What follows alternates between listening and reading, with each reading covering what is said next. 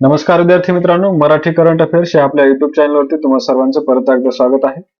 आजच्या या व्हिडिओमध्ये आपण जानेवारी महिन्याचे टॉपिक वाईज करंट अफेअर आपण कंप्लीट करत आहोत. त्यामधलाच हा एक व्हिडिओ आहे. यामध्ये आपण जानेवारी 2022 या म्हणजे 2022च्या जानेवारी महिन्यामध्ये जे काही महत्त्वाचे अहवाल व निर्देशांक प्रसिद्ध झाले आहेत त्यांच्याबद्दलचे आपण प्रश्न या व्हिडिओच्या माध्यमातून आपण पाहणार आहोत आणि त्यातूनच आपण हे सर्व अहवाल आणि निर्देशांक समजून घेणार आहोत. तर मग आपण जास्त वेळ न घेता आता व्हिडिओला सुरुवात करूया. तर पहिला प्रश्न आहे, डिसेंबर 2021 मध्ये श्यामाप्रसाद मुखर्जी रुअर्बन मिशन मध्ये कोणतं राज्य पहिल्या क्रमांकावर होतं? काय प्रश्न आहे?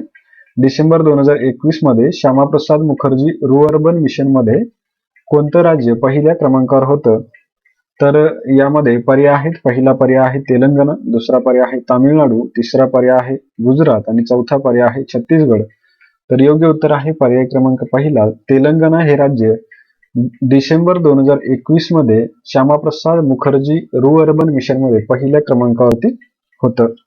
तर मग याबद्दलची क्रमवारी जी आहे या श्यामाप्रसाद मुखर्जी रुअर्बन मिशनची 2021 मध्ये डिसेंबरची ती आपण पाहूया. तर डिसेंबर मध्ये तेलंगणा राज्य पहिल्या क्रमांकावरती आहे, तामिळनाडू राज्य दुसऱ्या क्रमांकावरती आहे, गुजरात तिसऱ्या क्रमांकावरती आणि छत्तीसगड चौथ्या क्रमांकावरती आहे. ही क्रमवारी डिसेंबर महिन्यातली आहे. ही दर महिन्याला क्रमवारी बदलत असते. तर आपण ही डिसेंबरच्या एंडिंगची म्हणजे 2021च्या एंडिंगची क्रमवारी ही आहे. तर आता आपण पुढचा प्रश्न पाहूया.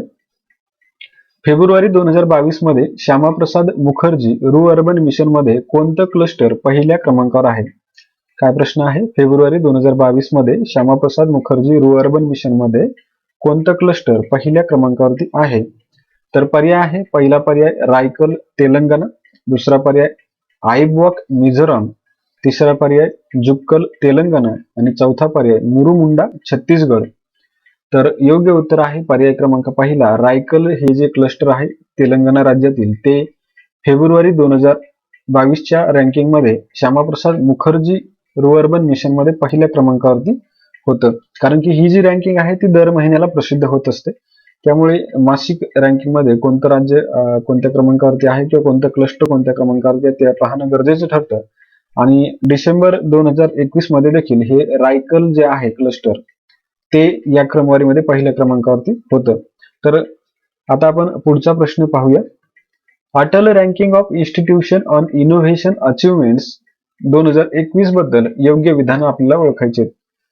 म्हणजे अटल रँकिंग जी आहे संस्थांची क्रमवारी त्याबद्दल आपल्याला योग्य विधान पाहायचं आहे. पहिलं विधान आहे, केंद्रीय तांत्रिक विद्यापीठांच्या क्रमवारीमध्ये IIT मद्रास पहिल्या क्रमांकावर आहे. काय प्रश्न आहे? काय विधान काय आहे? केंद्रीय तांत्रिक विद्यापीठांच्या क्रमवारीत IIT मद्रास ही पहिल्या क्रमांकावर आहे. बर. आणि दुसरं जे विधान आहे ते आहे, केंद्रीय तांत्रिक विद्यापीठांच्या क्रमवारीमध्ये IIT बॉम्बे जे आहे ते पहिल्या क्रमांकावरती आहे.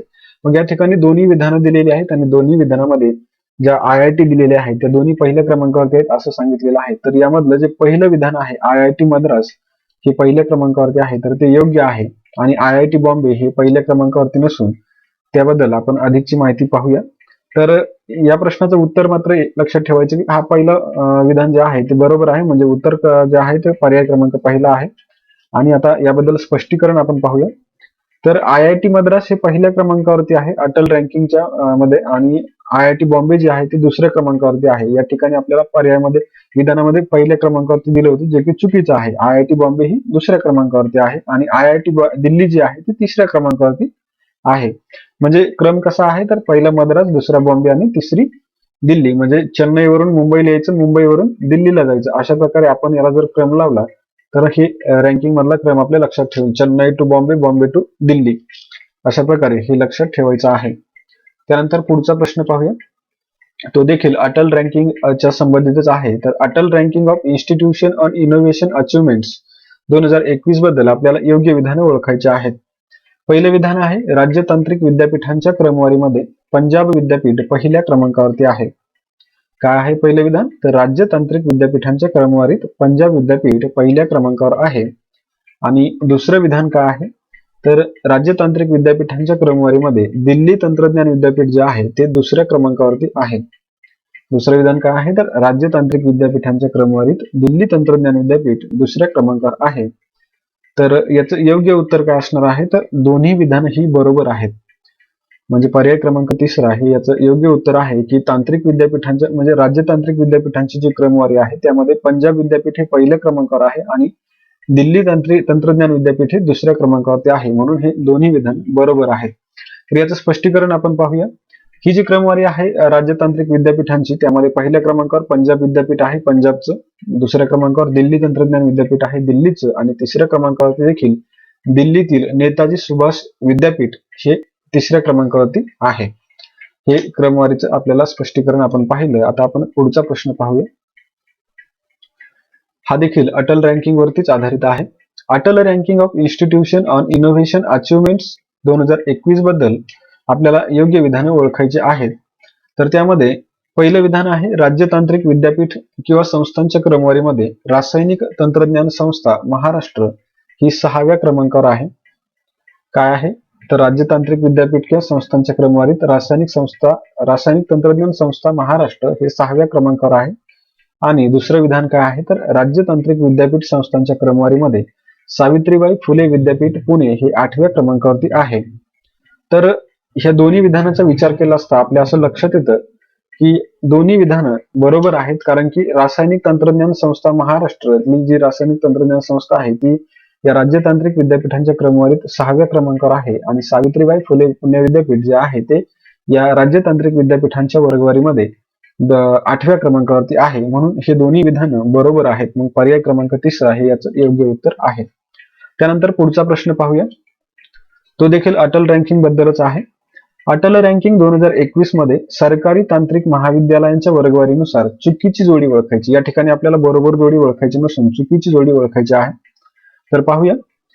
पहिलं जे आहे या रँकिंग मध्ये सरकारी तांत्रिक महाविद्यालयांच्या वर्गवारीमध्ये पहिलं कॉलेज जे आहे ते आहे इंजिनिअरिंग कॉलेज पुणे, हे बरोबर आहे. दुसरं जे आहे ते PSG college of technology Tamil Nadu, हे देखील बरोबर आहे.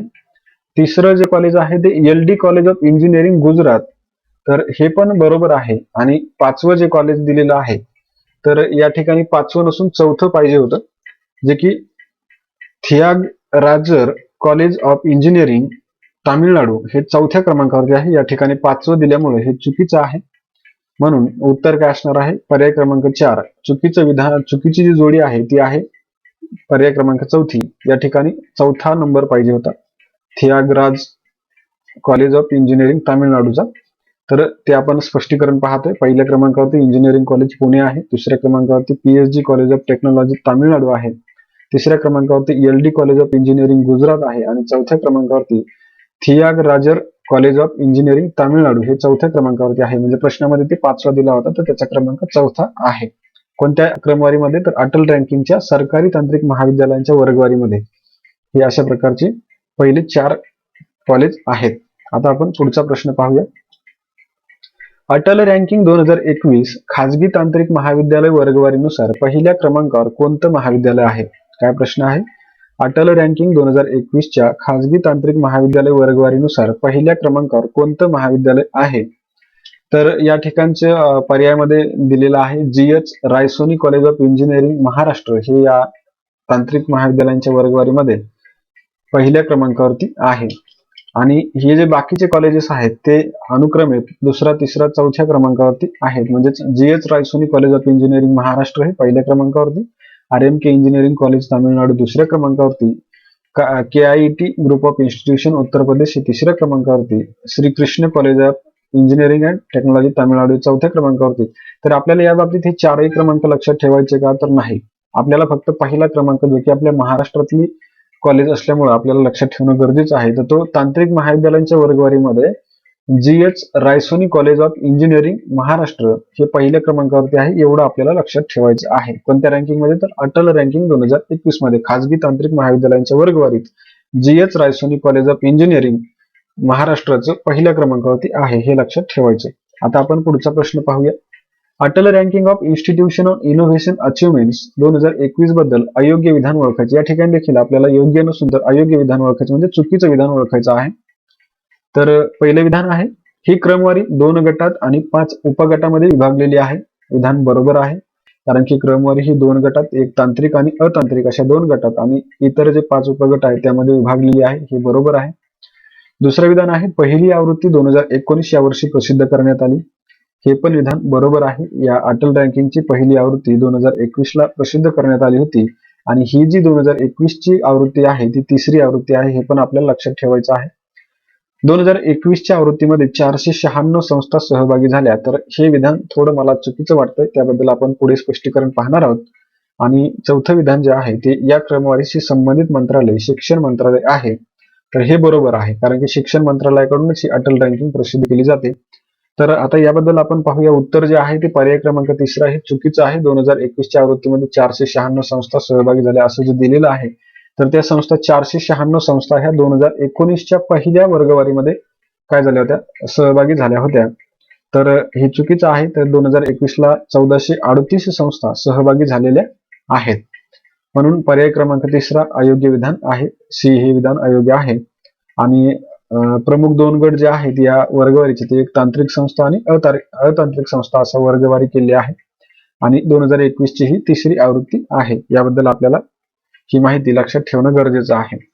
कारण की रँकिंग वरती प्रश्न अशा पद्धतीचे विचारले जाण्याचे चान्सेस जास्त असतात. कारण की या ठिकाणी भरपूर चान्स असतो की मोठा प्रश्न विचारता येतो आणि अवघडात अवघड प्रश्न देखील बनवता येतो. त्यामुळे रँकिंगचे प्रश्न अशाच पद्धतीने अभ्यासले पाहिजेत, जे की आपल्याला राज्यसेवा, मुख्य परीक्षा आणि कंबाईन गट पूर्व परीक्षा, गट ब आणि क दोन्हीला पण हे अशा पद्धतीचे प्रश्न विचारले जाऊ शकतात. आता आपण पुढचा प्रश्न पाहूया. श्यामाप्रसाद मुखर्जी अर्बन मिशनचं घोषवाक्य कोणतं आहे? काय प्रश्न आहे? श्यामाप्रसाद मुखर्जी अर्बन मिशनचं घोषवाक्य कोणतं आहे? तर या ठिकाणी 4 पर्याय आहेत, ते आपण प्रथम पाहूया. पहिला पर्याय आहे आत्मा गाव की सुविधाएं शहर की. दूसरा पर्याय आहे आत्मा शहर की सुविधाएं गाव की. तिसरा पर्याय आहे आत्मा देश की सुविधा शहर की. आणि चौथा पर्याय आहे एकही नाही. तर योग्य उत्तर काय आहे? पर्याय क्रमांक पहिला याचं योग्य उत्तर आहे. इतर 2 पर्याय मधला हे काय आहे? चुकीचे पर्याय आहे. तिसरा पर्याय, चौथा पर्याय तर येतच नाही. तर पहिला पर्याय योग्य आहे. आत्मा गाव की सुविधाएं शहर की हे श्यामाप्रसाद मुखर्जी अर्बन मिशनचं घोषवाक्य आहे. आपण हे घोषवाक्य देखील लक्षात ठेवणं गरजेचं आहे. जसं की आता राज्यसेवेला बँकिंगचे घोषवाक्य विचारले होते, तशा पद्धतीनं जर योजनेचं घोषवाक्य, कारण की रिपोर्ट आता प्रसिद्ध झालेला आहे आणि त्यानुसार जर प्रश्न विचारला तर जशा पद्धतीने प्रश्न विचारता येऊ शकतात, आपण त्या पद्धतीचे सर्व प्रश्न या व्हिडिओमध्ये घेतलेले आहेत. आणि त्यापैकीच हा एक प्रश्न आहे, तर हा देखील आपण पाठ करणं गरजेचं आहे. आता आपण पुढचा प्रश्न पाहूया. वन टाइम परफॉर्मन्स क्रमवारीमध्ये भारतातील कोणतं विमानतळ जगामध्ये 4थ्या क्रमांकावर आहे? काय प्रश्न आहे? वन टाइम परफॉर्मन्स क्रमवारीत भारतातील कोणतं विमानतळ जगामध्ये 4थ्या क्रमांकावर आहे? तर यासाठी पर्याय आहेत. पहिला पर्याय मुंबई विमानतळ, दुसरा पर्याय चेन्नई विमानतळ, तिसरा पर्याय दिल्ली विमानतळ आणि चौथा पर्याय कोलकाता विमानतळ.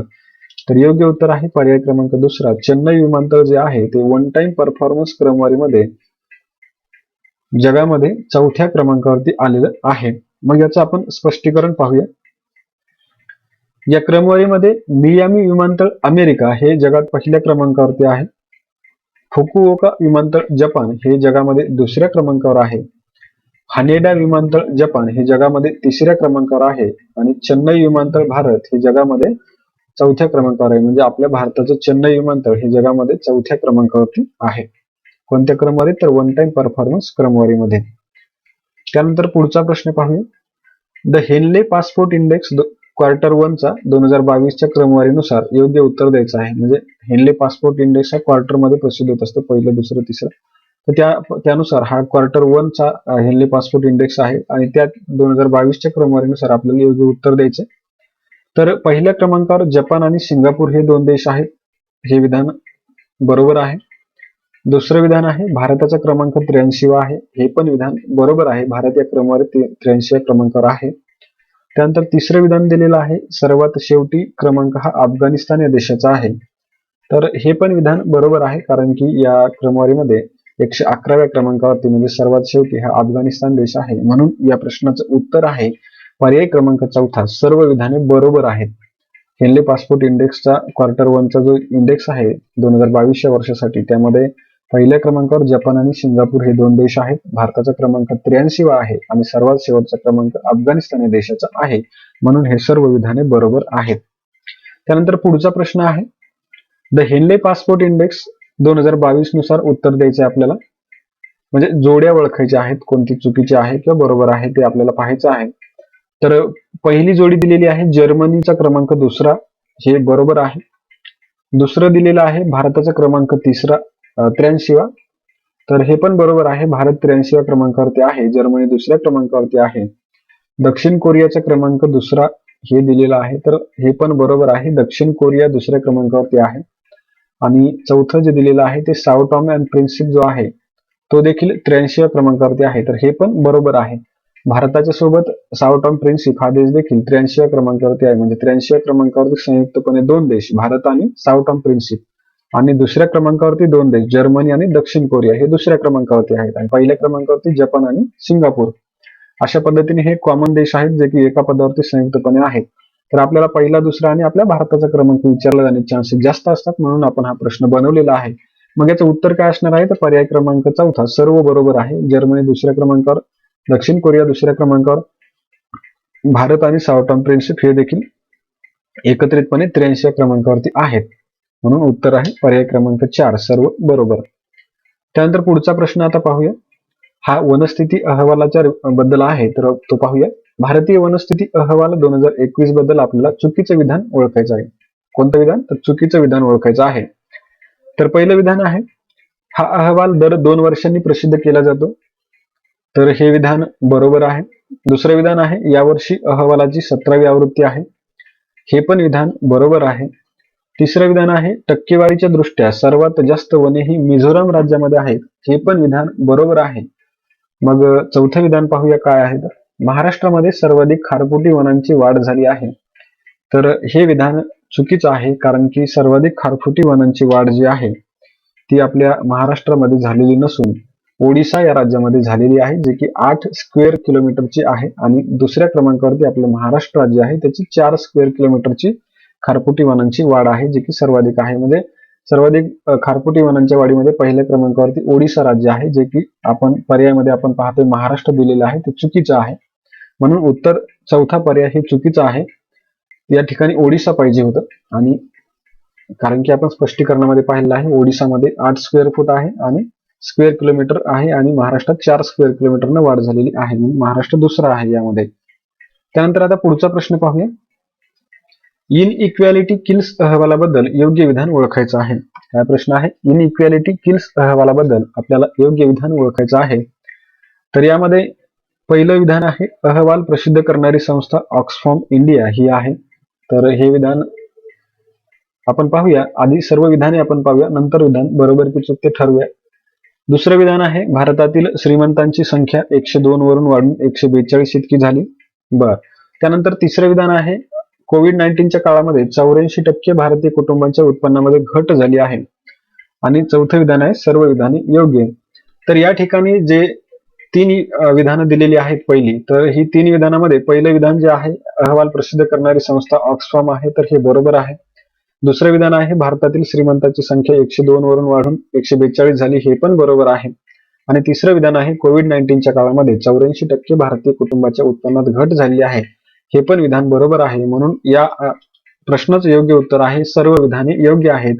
इनइक्वॅलिटी किल्स रिपोर्टच्या बाबतची जे काही वरी आपण 3 विधाने पाहिले, ती सर्व विधाने बरोबर आहेत. म्हणून उत्तर आहे पर्याय क्रमांक चौथा.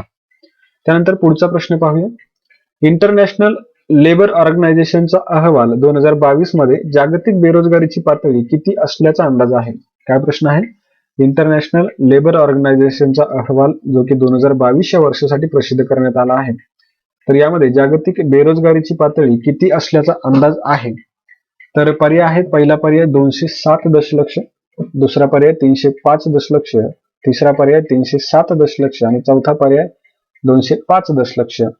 तर बरोबर उत्तर आहे 207 दशलक्ष एवढी बेरोजगारी जागतिक पातळीवरती आढळणार असल्याचा अंदाज इंटरनॅशनल लेबर ऑर्गनायझेशनने वर्तवलेला आहे त्यांच्या अहवालामध्ये. म्हणून पर्याय क्रमांक पहिला हे उत्तर आहे. यानंतर पुढचा प्रश्न आपण पाहूया. नीती आयोगाने कोणत्या संस्थेसोबत मिळून भारतातील इलेक्ट्रिक वाहनांवर बँकिंग अहवाल प्रसिद्ध केलेला आहे? काय प्रश्न आहे? नीती आयोगानं कोणत्या संस्थेसोबत मिळून भारतातील इलेक्ट्रिक वाहनांवर बँकिंग अहवाल प्रसिद्ध केला आहे? तर यासाठी पर्याय आहे, पहिला पर्याय RMI इंडिया, त्यानंतर दुसरा पर्याय रॉकी माउंटेन इन्स्टिट्यूट, तिसरा पर्याय RBI आणि चौथा पर्याय 1 व 2 योग्य. तर उत्तर आहे पर्याय क्रमांक 4, 1 आणि 2 योग्य आहे. RMI इंडिया आणि रॉकी माउंटेन इन्स्टिट्यूट यांच्या सोबत मिळून नीती आयोगानं भारतातील इलेक्ट्रिक वाहनांवर बँकिंग अहवाल प्रसिद्ध केलेला आहे. कोणता अहवाल आहे? तर भारतातील इलेक्ट्रिक वाहनांवर बँकिंग हा अहवाल नीती आयोगाने RMI इंडिया आणि रॉकी माउंटेन इन्स्टिट्यूट जे की अमेरिकेचे आहे यांच्यासोबत मिळून हा अहवाल प्रसिद्ध केलेला आहे. त्यानंतर पुढचा प्रश्न पाहूया. करप्शन परसेप्शन इंडेक्स 2021 मध्ये भारत कितव्या क्रमांकावर आहे? काय प्रश्न आहे? भ्रष्टाचार निर्देशांकामध्ये भारताचा क्रमांक कितवा आहे असा प्रश्न आहे. तर पर्याय पाहूया. पहिला पर्याय आहे 83वा क्रमांक, दुसरा पर्याय आहे 84व्या क्रमांकावर, तिसरा पर्याय आहे 85व्या क्रमांकावर आणि चौथा पर्याय आहे 86व्या क्रमांकावर. तर योग्य उत्तर आहे भारत हा भ्रष्टाचार निर्देशांकामध्ये 85व्या क्रमांकावरती आहे. करप्शन परसेप्शन इंडेक्स 2021 मध्ये भारताचा क्रमांक कितवा आहे? 85वा आहे. त्यानंतर पुढचा प्रश्न पाहूया. करप्शन परसेप्शन इंडेक्स 2021 बद्दल आपल्याला चुकीचं विधान ओळखायचं आहे. काय ओळखायचं? चुकीचं विधान ओळखायचं. कोणत्या इंडेक्स बद्दल? तर करप्शन परसेप्शन इंडेक्स जो 2021 साठी प्रसिद्ध झाला त्याबद्दल चुकीचं विधान. तर पहिलं विधान आहे, हा निर्देशांक ट्रान्सपरन्सी इंटरनॅशनल कडून प्रसिद्ध केला जातो. तर हे विधान बरोबर आहे. हा जो भ्रष्टाचार निर्देशांक आहे तो ट्रान्सपरन्सी इंटरनॅशनल कडूनच प्रसिद्ध केला जातो, म्हणून हे पहिलं विधान तर बरोबर आहे. दुसरं विधान जे आहे 2020 मध्ये भारत हा 86व्या क्रमांकावर होता, तर हे पण विधान बरोबर आहे. 2020 मध्ये भारताचा क्रमांक 86वा होता. त्यानंतर तिसरं विधान आहे 2021 मध्ये भारत 84व्या क्रमांकावर आहे. तर हे विधान चुकीचं आहे, कारण 2021 मध्ये जे की चौथ्या पर्यायामध्ये दिलेलं आहे की भारत 85व्या क्रमांकावर आहे, तर चौथा पर्याय बरोबर आहे आणि तिसरा पर्याय जो आहे तो चुकीचा आहे. 2021 मध्ये भारत 85व्या क्रमांकावर आहे, ना की 84व्या. तर हे चुकीचं आहे, म्हणून उत्तर आहे पर्याय क्रमांक तिसरा, चुकीचं विधान जे आहे ते तिसऱ्या पर्यायामध्ये आहे. त्यानंतर पुढचा प्रश्न पाहूया. ब्रँड फायनान्स ग्लोबल 500 या अहवालानुसार जगामध्ये सर्वात मौल्यवान ब्रँड कोणता आहे? काय प्रश्न आहे? ब्रँड फायनान्स ग्लोबल 500 हा जो 2022 या वर्षासाठी प्रसिद्ध करण्यात आलेला अहवाल आहे त्यानुसार जगामध्ये सर्वात मौल्यवान ब्रँड कोणता ठरलेला आहे? तर पहिला पर्याय आहे ऍपल, दुसरा पर्याय आहे अमेझॉन, तिसरा पर्याय आहे गुगल आणि चौथा पर्याय मायक्रोसॉफ्ट. तर उत्तर आहे पर्याय क्रमांक पहिला, ऍपल हा जो ब्रँड आहे तो ब्रँड फायनान्स ग्लोबलच्या अहवालामध्ये पहिल्या क्रमांकावरती असणारा ब्रँड आहे. आणि पहिले 4 क्रमांकावरचे जे ब्रँड आहेत ते आपल्या पर्यायामध्ये जसे क्रम आहेत तशाच पद्धतीचे आहेत. दुसऱ्या क्रमांकावर अमेझॉन आहे, तिसऱ्या क्रमांकावर गुगल आहे आणि चौथ्या क्रमांकावर मायक्रोसॉफ्ट आहे. त्याबद्दल आपण स्पष्टीकरण पाहूया. ब्रँड फायनान्स ग्लोबल 500 जो 2022च्या अहवालानुसार जगामध्ये सर्वात मौल्यवान ब्रँड जे आहेत ते खालीलप्रमाणे आहेत. जसं आपण आता सांगितलं की ऍपल पहिल्या क्रमांकावरती आहे, अमेझॉन दुसऱ्या क्रमांकावर आहे, गुगल तिसऱ्या क्रमांकावर आहे आणि मायक्रोसॉफ्ट चौथ्या क्रमांकावरती आहे. पुढचा प्रश्न पाहूया. कोणत्या राज्यामध्ये अनुसूचित जाती उद्योजकांची संख्या सर्वाधिक आहे? काय प्रश्न आहे? कोणत्या राज्यात अनुसूचित जातींच्या उद्योजकांची संख्या सर्वाधिक आहे? तर यासाठी पर्याय आहेत. पहिला पर्याय उत्तर प्रदेश, दुसरा पर्याय महाराष्ट्र, तिसरा पर्याय तामिळनाडू आणि चौथा पर्याय राजस्थान. तर बरोबर उत्तर आहे आपल्या महाराष्ट्र राज्यामध्ये सर्वाधिक अनुसूचित जातींच्या उद्योजकांची संख्या आहे. का आहे? तर आपल्या महाराष्ट्र राज्यामध्ये अनुसूचित जातींच्या उद्योजकांची संख्या ही सर्वाधिक आढळलेली आहे, म्हणून उत्तर आहे पर्याय क्रमांक दुसरा, महाराष्ट्र राज्य. याबद्दल स्पष्टीकरण पाहूया. अनुसूचित जाती उद्योजकांची जी संख्या आहे त्यामध्ये महाराष्ट्रामध्ये 96,805 एवढे उद्योजक आहेत. तामिळनाडूमध्ये 42,947 उद्योजक असं ते दुसऱ्या क्रमांकावर आहे. तिसऱ्या क्रमांकावर जे राजस्थान आहे त्यामध्ये 38,517 उद्योजक आहेत आणि चौथ्या क्रमांकावर उत्तर प्रदेश जो आहे त्यामध्ये 36,913 अनुसूचित जातीचे उद्योजक आहेत. याचबरोबर आपले या टॉपिकवरचे जानेवारी महिन्याचे सर्व प्रश्न आता संपलेले आहेत.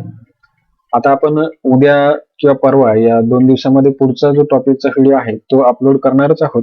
तर त्यामुळे तुम्ही हे व्हिडिओची सिरीज बघत राहा, याचा तुम्हाला नक्कीच फायदा होईल आणि आपण अशाच पुढच्या व्हिडिओमध्ये भेटूया. तोपर्यंत धन्यवाद.